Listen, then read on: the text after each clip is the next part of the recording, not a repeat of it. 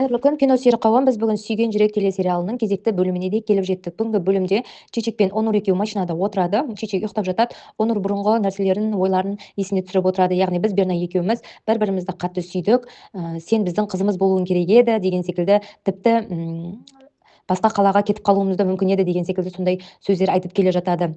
Одан кейін Салих ойланып отырады. Оның қасында Хақберді баласы отырады және әйелі отырады. Хақберді мен Салих екеуі қатты ой үстінде, терең ой үстінде отырады. Сол кезде әйелі тисе, Салих, сен неге ойланып жүрсің? Соңғы кезде сен біртүрлі болып жүрсің деген сияқты сөздер айтады.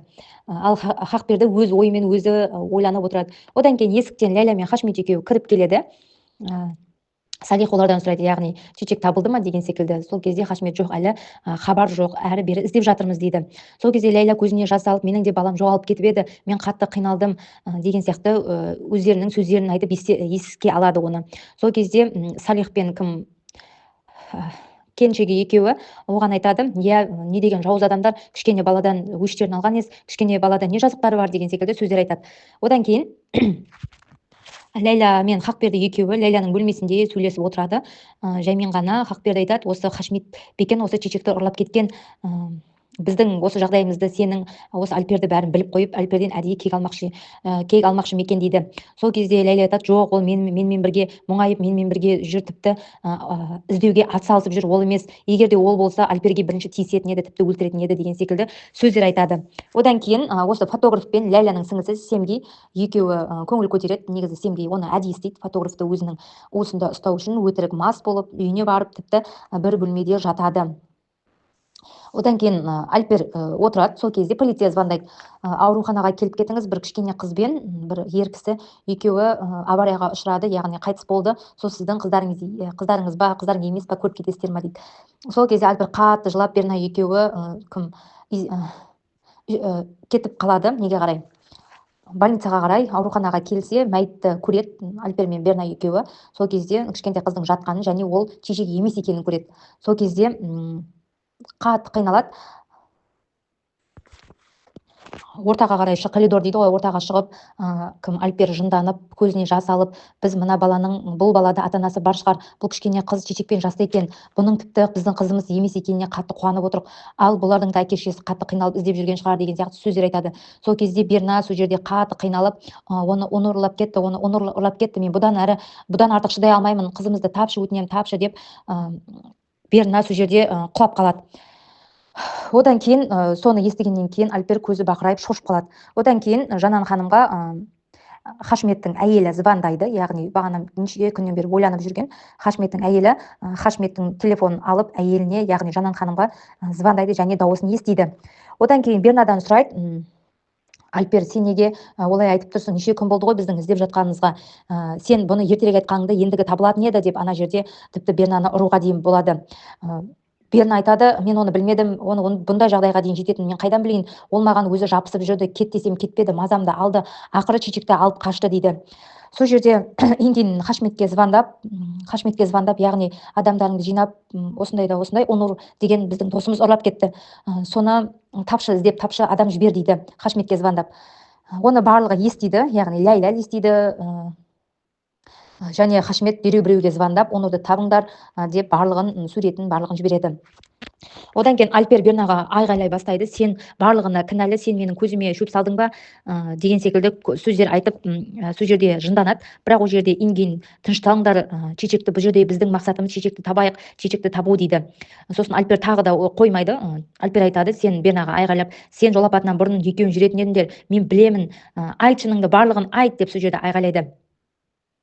Одан кейін Онурды көрсетеді, яғни Чечек бір төсекте ұйықтап жатады, ал Онур болса бір бөлмеде отырады, телефонын, чибін ауыстырып жатады. Яғни тағы да сол кезде айтады, мен бұның барлығын жайдан жай жасап жатқан жоқпын, мен Бернаға ғашық едім, оны тек сүйдім, ал ол мені болса жарты жолдан тастап кетті, мен барлығын сол үшін жасап жүрмін деген секілді сондай сөздер айтады. Одан кейін Альперді тағы да көрсетеді. Альпер бәрін есіне түсіреді, яғни Онур мен келіншегінің не істеп жүргенін, бір үйде болғанын және осы уақытқа дейін Онурдың айтқан сөздерін, тіпті бір үйді екеуі жалдағанын деген секілді солардың барлығын есіне түсіреді. Одан кейін Ләйла Жанан ханымға звондайды. Жанан ханым, мен сізге жаман хабарым бар, яғни оны осы Берна енген және осы Альпер үшеуінің досы, яғни Онур ұрлап кетті. Не істерімізді білмей отырмыз деген сияқты. Сол кезде Жанан оны жұбатады, өзіңе абай бол, еш нәрсе ойлама, және осы сені Хашмет аңдып жүр, әр сөзіңе, әр ісіңе абайлап жүр дейді. Одан кейін Ләйла далаға қарап, табиғатқа қарап отырады. Сол кезде артынан Хашмет келіп, сен тоңып қалмадың ба деп оның екі қолынан ұстайды. Одан кейін Хашмет айтады, мен досым жарыма сеніп жүрсем, оларды менен енді яғни досыма сендім, жарыма сендім, олар маған бұлай жасап жүрсе, мен бірден оны өлтіретін едім дейді. Сол кезде Ләйла селк етіп қорқып кетеді. Яғни Хашмет өзінің ойын айтып жатады. Енді мен бар досыма тамағымды берем, үйіме кіргізем, оған мүлтіксіз сенем, жарыма да сенем, ал ол екеуі бірігіп маған қастық жасады, мен ондай нәрсені ешқашан кешіре алмаймын дейді. Одан кейін Альпер мен Инген екеуі сөйлеседі. Альпер айтады, мен бұндай нәрсені мен олардан күтпедім, мен үйіме кіргіздім, асымды бердім, ал екеуі болса маған не істегенін қарашы деп Ингенге өзінің ішкі сырын айтады. Одан кейін полициялар звондап телефон сигналын тапқанын айтады. Сол жаққа барлығы барады, яғни Инген, Альпер барлығы. Ол бір қонақ үйге орналасқан екен. Сол жердегі официант, сол жердегі кісілерден сұрайды, ішіндегі жұмысшыларынан. Бір жұмысшы, кішкене официант бала айтады барлығын, иә, кішкене қыз бен үлкен ер адам келді, екеуі тамақ ішті және осы жерге орналасты, және кішкене қыз ұйықтап қалды, оны көтеріп бөлмеге алып кетті дейді. Альпер қатты ашуланып, бұл сағат 7-де ол ұйықтамайтын еді ғой, ол менің қызыма бір нәрсе жасаған жоқ па екен, не қылды екен деген секілді сондай сөздер айтады.